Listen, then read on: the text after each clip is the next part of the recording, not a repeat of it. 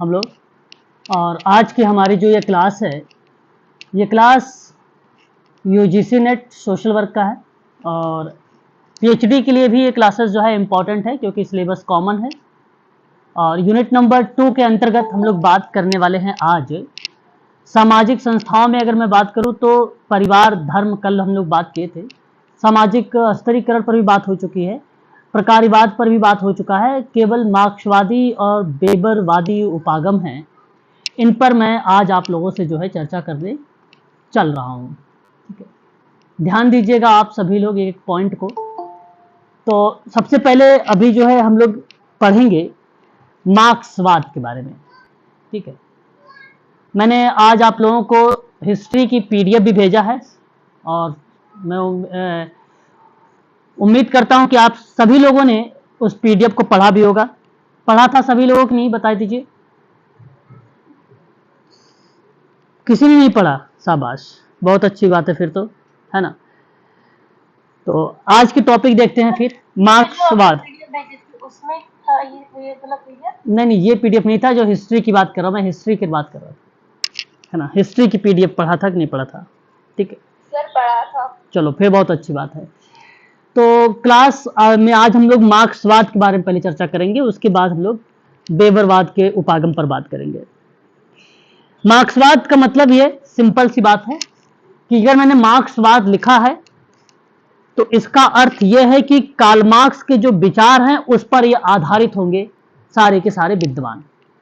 तो मेरा कहने का अर्थ यह है कि एक लाइन में आप इसको समझ लीजिए कि मार्क्सवाद कहते किसको हैं।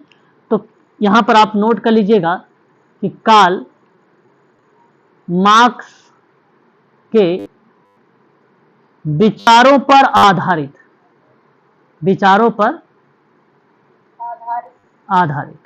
ठीक है, अब बेसिकली इनका विचार है किस टाइप का, तो ये भी आप ध्यान रखें सभी लोग। या सामाजिक परिवर्तन की विचारधारा है, यह अगर हम बात करें तो सामाजिक परिवर्तन की विचारधारा है ना, परिवर्तन की विचारधारा है। ठीक है, ये आपको ध्यान रखना है। उसके बाद अगर हम बात करते हैं तो यह पूंजीवाद व्यवस्था, ध्यान से समझिएगा मार्क्सवाद में क्या इंपॉर्टेंट बात है। यह बेसिकली पूंजीवादी व्यवस्था, पूंजीवादी व्यवस्था को ध्वस्त कर देना, है ना। अगर हम मतलब सर समाप्त कर देना जी, ध्वस्त मतलब समाप्त कर हाँ देना। बिल्कुल बिल्कुल, ध्वस्त का मतलब समाप्त कर देना, ध्वस्त कर देने का, है ना, कर देने का पक्षधर है, पक्षधर है। यानी आप ये समझ सकते हो कि दो बातें आपको स्पष्ट हो गई है कि एक सामाजिक परिवर्तन की विचारधारा है मार्क्सवाद, दूसरी यह है कि जो पूंजीवाद व्यवस्थाएं हैं उसको समाप्त करने की बात कर रहा है। रीजन यानी क्योंकि अगर हम बात करें इसमें तो मजदूर वर्ग के शोषण पर आधारित है ये। यह अगर हम बात करें तो मजदूर वर्ग के शोषण पर आधारित है। ठीक है, आधारित है। तो मार्क्स ने पूंजीवादी व्यवस्था, जो कैपिटलिस्ट है सिस्टम, उसमें व्याप्त शोषण का गहराई से विश्लेषण किया है इस मार्क्सवाद में। तो एक लाइन में और इसको समझ लीजिए, इससे आपको क्लियर हो जाएगा मार्क्सवाद की पूरी परिभाषा। क्या कहता है ये? कहता है मार्क्स ने पूंजीवादी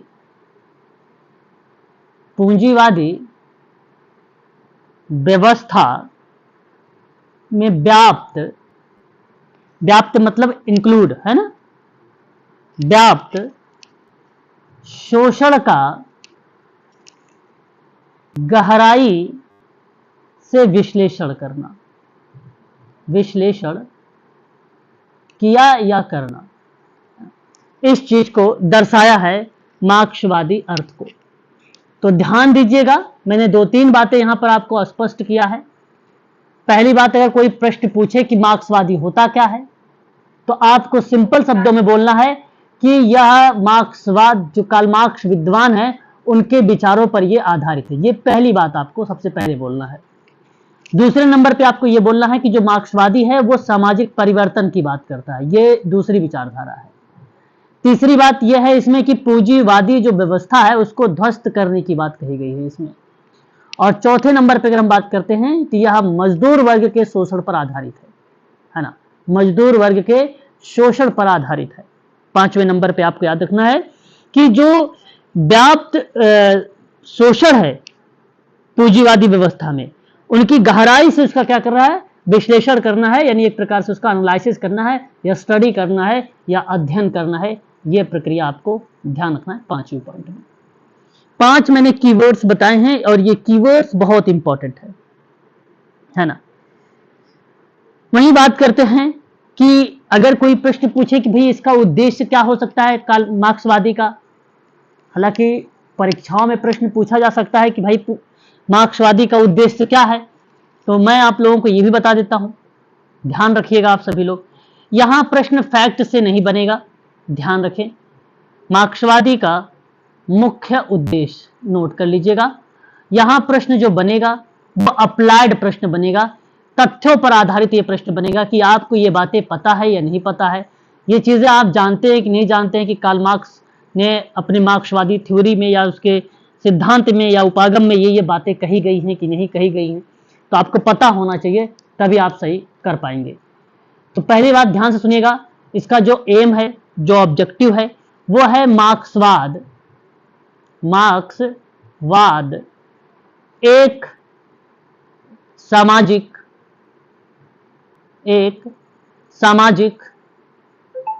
राजनीतिक, समझ रहे हैं ना आप लोग, और आर्थिक दर्शन है। ये क्या है? ये दर्शन है। अब दर्शन होने के नाते जो उत्पादकता और आर्थिक विकास पर, ठीक है, विकास पर पूंजीवाद है ना, पूंजीवाद पर आधारित, इसलिए पूंजीवाद उद्देश्य में जरूर आएगा, उसी का मोटो बनाया जाएगा। पूंजीवाद के प्रभाव की जांच करता है। कहने का तात्पर्य जो मैंने अभी ऊपर बताया है विश्लेषण, वही प्रक्रिया उद्देश्य में मैंने रिप्रेजेंट कर दिया है। ठीक है, तो ये एक मुख्य बात है।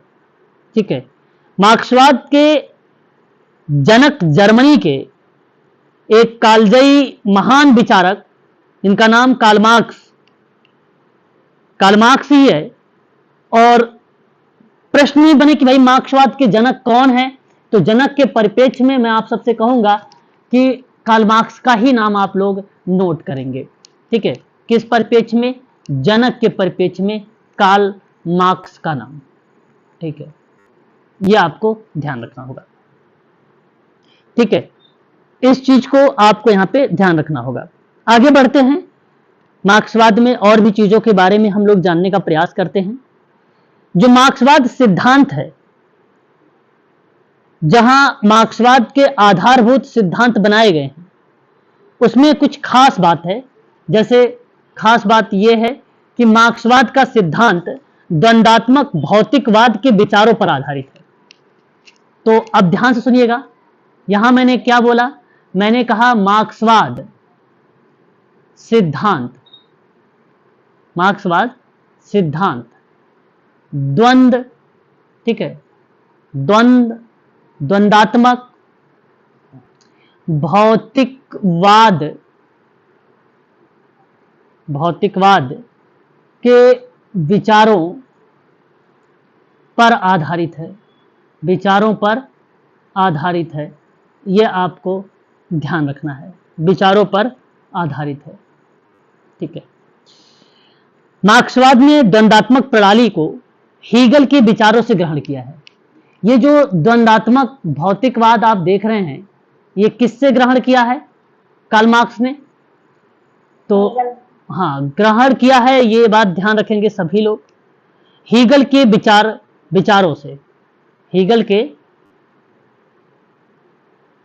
विचारों से, ठीक है, याद रखेंगे आप लोग, ये शब्द भी हमारे लिए इंपॉर्टेंट है, ठीक है। अब इस सिद्धांत के अंतर्गत पूरे विश्व में निरंतर परिवर्तन होता रहता है। इस सिद्धांत के अंतर्गत ऐसा कहना है, ऐतिहासिक घटनाओं का क्रम चलता रहता है। मार्क्सवाद के अंतर्गत सामाजिक विकास में वाद, प्रतिवाद, संवाद और पूर्ण सहयोग भी होता है, पूर्ण सहयोग भी होता है। तो कार्ल मार्क्स ने हीगल के द्वंद्वात्मक विचारों का पूर्ण समर्थन किया और जिसके अंतर्गत समाज में होने वाले परिवर्तन के क्रम को व्यवस्थित किया। तो समाज में होने वाले जो परिवर्तन है उसके क्रम को ये एक प्रकार से व्यवस्थित किया। बहरहाल कार्ल मार्क्स ने एक ओर जहां हीगल के द्वंद्वात्मक विचारों के समर्थक थे, वहीं दूसरी ओर हीगल के मूल सिद्धांतों को अस्वीकार भी किया है। ध्यान रखेंगे इस बात को भी, ठीक है। उसे अस्वीकार किया। तो कार्ल मार्क्स का मानना था कि हीगल के मूल विचार केवल द्वंद्वात्मक भौतिक तत्वों के लिए उपयुक्त होंगे, केवल भौतिक जो एलिमेंट हैं, जो फिजिकल एलिमेंट हैं, उनके लिए इंपॉर्टेंट हो गया वहां पे, जो समाज के परिवर्तन के लिए इंपॉर्टेंट हो गए। अब कहने का भाव यह था कि अगर मैं आपसे कहूं मार्क्सवादी पूंजीवाद के विरोध की एक ऐसी प्रक्रिया जिसके अंतर्गत पूंजीवाद की नीतियों का खंडन हुआ और यह पूंजीवाद व्यवस्था पूर्ण तरीके से समाप्त करने हेतु हिंसात्मक साधनों का प्रयोग भी किया गया। केवल इतना ही नहीं हुआ, बल्कि कार्ल मार्क्स के अकॉर्डिंग अगर हम बात करें तो मार्क्सवाद के कारण दलित, निम्न वर्ग लोगों एवं श्रमिकों को समानता का अधिकार प्राप्त होता है, जिससे समाज में उनके साथ जो है एक प्रकार से शोषण का अंत हुआ, है ना। तो टोटल ये मार्क्सवादी उसी पे आधारित ही है ना। जो मजदूर वगैरह हैं उनका शोषण ना हो सके, इसी पे आधारित है। ये समाज परिवर्तन की बात करता है ये। तो मार्क्सवाद समाज के पूर्ण रूप से धर्म विरोधी तत्वों के भौतिक कार्य करता है, जो मानव जाति के लिए बेहतर माना जाता है।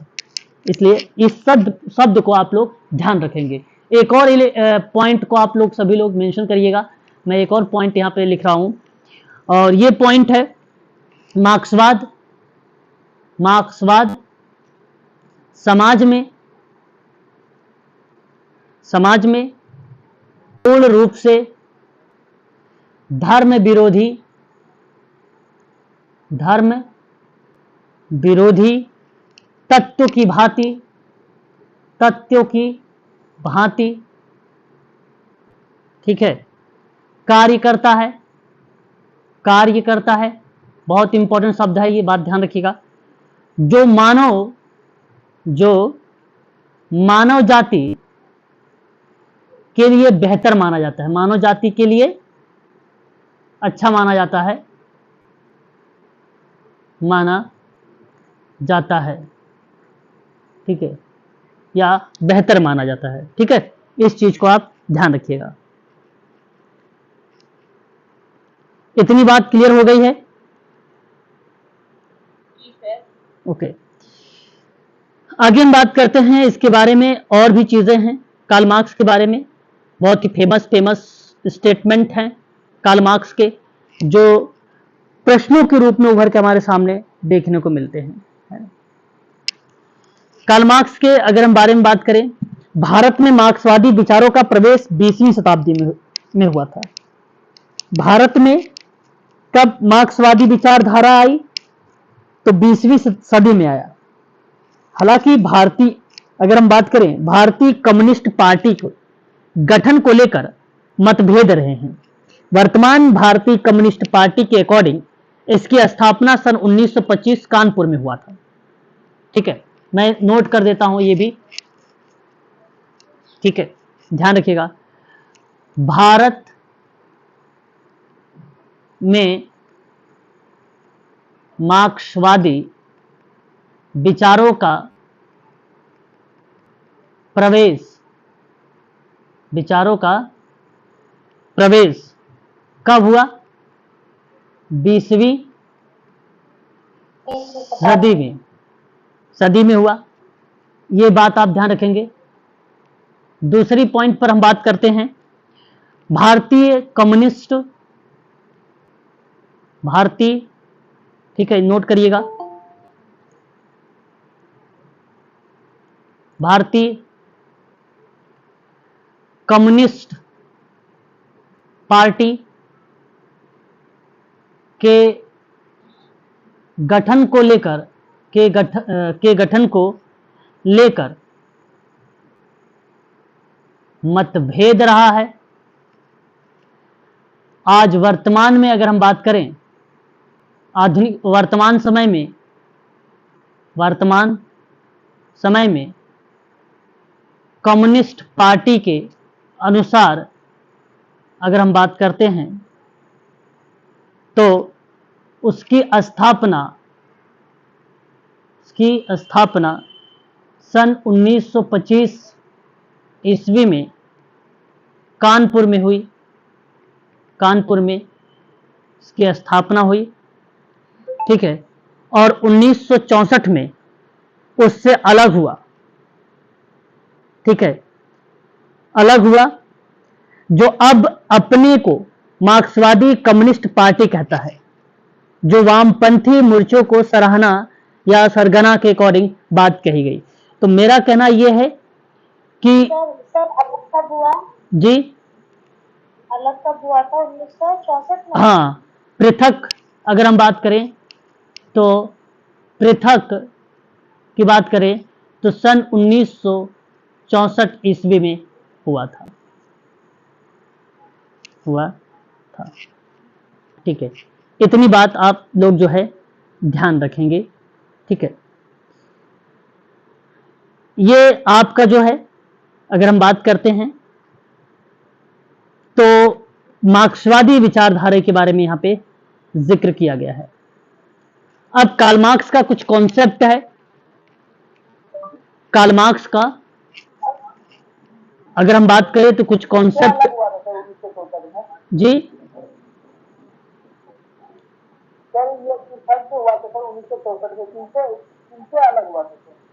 ये पहले क्या था, अगर हम बात करें भारत में जो मार्क्सवादी विचारधाराएं प्रवेश हुई थी उस दौरान में भारतीय कम्युनिस्ट पार्टी ही बनाई गई। भारतीय कम्युनिस्ट पार्टी से अलग अब मार्क्सवादी कम्युनिस्ट पार्टी हो गई, और मार्क्सवादी कम्युनिस्ट पार्टी सन 1964 में तो किससे अलग हुई? भारतीय कम्युनिस्ट पार्टी से अलग हुई, ठीक है। नहीं समझ में आया? ओके, तो ये आपको जो है थोड़ा सा ध्यान रखना पड़ेगा। और उसके बाद अगर हम बात करते हैं तो हमारे सामने एक नया स्टेटमेंट आता है, कार्ल मार्क्स। अब कार्ल मार्क्स के बारे में भी आप लोगों को पता होना चाहिए कि इसका क्या क्या कॉन्सेप्ट दिए गए हैं, क्या क्या चीजें इसमें शामिल की गई हैं, ठीक है, उसके क्या क्या विचार हैं, ये चीजें भी हमें पता होना चाहिए कार्ल मार्क्स के बारे में, है ना। अब देखिए कार्ल मार्क्स, मैं यहां पे नोट कर रहा हूं कार्ल मार्क्स के बारे में, बहुत ही फेमस पर्सन है, विद्वान है ये, ठीक है, इनके बारे में हम लोगों को पता होना चाहिए। कार्ल मार्क्स एक महान वैज्ञानिक और अर्थशास्त्री और दार्शनिक होने के साथ साथ समाजवाद के ये प्रेरणा थे, ठीक है। इन्होंने मजदूरों के साथ होने वाला जो भेदभाव था उस भेदभाव को लेकर न सिर्फ अपनी आवाज बुलंद की बल्कि अपनी थ्योरी के माध्यम से राजनीतिक परिस्थितियों के बारे में भी समझाया कार्ल मार्क्स ने, है कि नहीं। उनका मानना भी ये था कि धर्म लोगों का अफीम है। अच्छा, ये ध्यान से सुनिएगा कि एग्जाम में प्रश्न भी बनाया गया है, धर्म लोगों का अफीम है, ये कहना किसका है? धर्म लोगों का अफीम है, यह स्टेटमेंट किसका है? तो आप ध्यान रखिए, कार्ल मार्क्स का। और लोकतंत्र समाजवाद एकमात्र रास्ता है, और उनके लिए कुछ ऐसे ही महान विचार प्रेरणा देने वाले हैं, ठीक है। तो कार्ल मार्क्स बेसिकली लोगों की खुशी के लिए अपनी आवश्यकता, धर्म का अंत को भी रिप्रेजेंट किया, ठीक है। इन चीजों को उन्होंने जो है रिप्रेजेंट किया कार्ल मार्क्स ने, है ना। और धर्म किसी दबे हुए प्राणी की सांस है, निष्ठुर दुनिया का दिल है, बेजान परिस्थितियों की जान है, यह लोगों के लिए अफीम का समान है। इस तरीके की बात कहने के लिए धर्म लोगों का अफीम है, यह स्टेटमेंट इन्होंने कहा था। अपना विचार प्रस्तुत किया था। पॉजिटिव वे में बोला है, नेगेटिव वे में?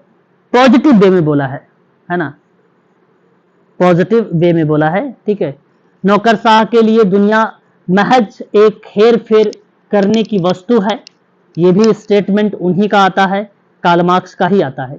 ठीक है सर आप ये स्टेटमेंट नोट करवा दीजिए। करवा कर तो दिया, ये धर्म लोगों का, ये इंपॉर्टेंट है, इसे आप नोट कर लो बस। सर अभी एक वर्ड बोला ना आपने वो। ये नौकरशाही के लिए दुनिया महज एक हेर फेर करने की वस्तु है, ऐसा कहना है, बट ये परीक्षाओं वगैरह में नहीं आता है ना। ठीक है, तो ये आप ध्यान रखिए, जो इंपॉर्टेंट था मैंने उसके बारे में आप लोगों से बात कर लिया है, उस चीज को आप लोग खासकर ध्यान रखेंगे। ठीक है, कार्ल मार्क्स ने क्या क्या बातों पर जिक्र किया है, मैं उसके एक एक करके आप लोगों से जो है यहां पर चर्चा कर देता हूं। पहली बात तो यह है कि कार्ल मार्क्स ने द्वंदात्मक भौतिकवाद के बारे में बात किया। किसके बारे में बात किया है? द्वंदात्मक भौतिकवाद। ये भौतिकवाद के बारे में कार्ल मार्क्स ने जिक्र किया है ना, पहली बात। इसमें अगर हम बात करते हैं, कार्ल मार्क्स द्वंदात्मक भौतिकवाद में विश्वास करते थे, और जिसके अनुसार जगत में परिवर्तन और विकास भौतिक पदार्थों में निहित होता है। उनका कहना यह था, आंतरिक विरोध के द्वारा होता है, जिसका क्रम में अगर हम बात करें तो वाद, प्रतिवाद, संवाद जैसे शब्द भी रिप्रेजेंट होते हैं। ठीक है, तो ये कार्ल मार्क्स का एक स्टेटमेंट है भौतिकवाद। धर्म, सत्य, नीति, न्याय आदि जो शब्द आते हैं वो अमूर्त विचारों की अपेक्षा व्यक्ति पर भौतिक विषयों का अधिक प्रभाव डालते हैं, है ना, वो अधिक प्रभाव डालते हैं। और ये द्वंदात्मक भौतिकवाद लिया किससे है? तो मार्क्स ने हीगल के द्वंदात्मक सिद्धांत से लिया है। किससे लिया है ये? हीगल के द्वंदात्मक सिद्धांत से लिया है, ये आपको ध्यान रखना है। ठीक है, यह बात आपको ध्यान रखना है यहां पे कार्ल मार्क्स के बारे में। कार्ल मार्क्स ने आर्थिक व्याख्या के आधार पर मानव इतिहास के कुल टोटल 6 काल बताए थे। कुल कितने काल बताए थे? 6 काल बताए थे। और ये 6 काल कौन कौन से हैं? आर्थिक व्याख्या के आधार पर 6 कालों में विभाजित किया।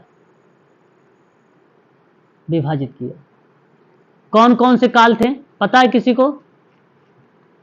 चलो लिखिए फिर। एक है आदिम साम्यवाद काल।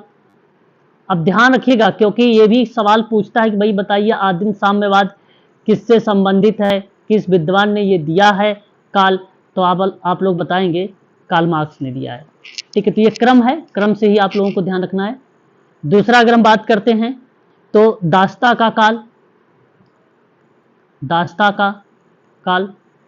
तीसरा अगर हम बात करते हैं सामंतवाद का काल, है ना, सामंतवाद का काल तीसरा। चौथे के बारे में बात करते हैं तो पूंजीवादी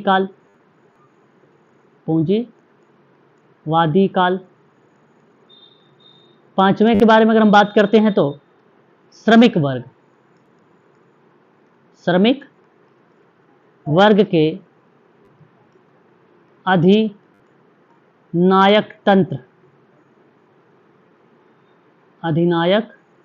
तंत्र का काल, है ना। और छठे नंबर पे बात करते हैं तो साम्यवादी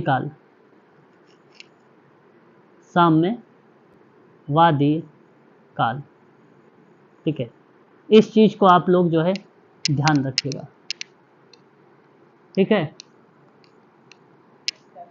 ओके, ये 6 काल है। अब अगर आपसे कुछ बातें कही जाए कि द्वंदात्मक भौतिकवाद की क्या विशेषता हो सकती है, किसकी?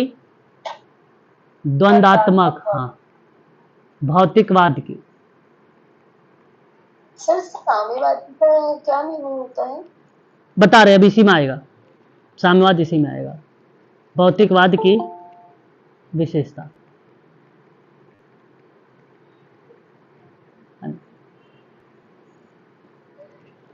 अब देखिए, यहां आप सभी लोग ध्यान दीजिएगा क्योंकि इंपॉर्टेंट शब्द हमारे सामने आ रहे हैं।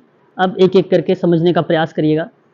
पहली एक विशेषता ये थी कि प्रकृति का प्रत्येक जो पदार्थ है, प्रकृति का प्रत्येक पदार्थ एक दूसरे से जुड़ा है। ये द्वंद्वात्मक भौतिकवाद बता रहा है, विशेषता, इसकी खास विशेषता यही है। आवाज कर रहा है सर। क्या आवाज ब्रेक हो रही है मेरी? सर आवाज काफी स्लो है। काफी स्लो है मेरी आवाज? सर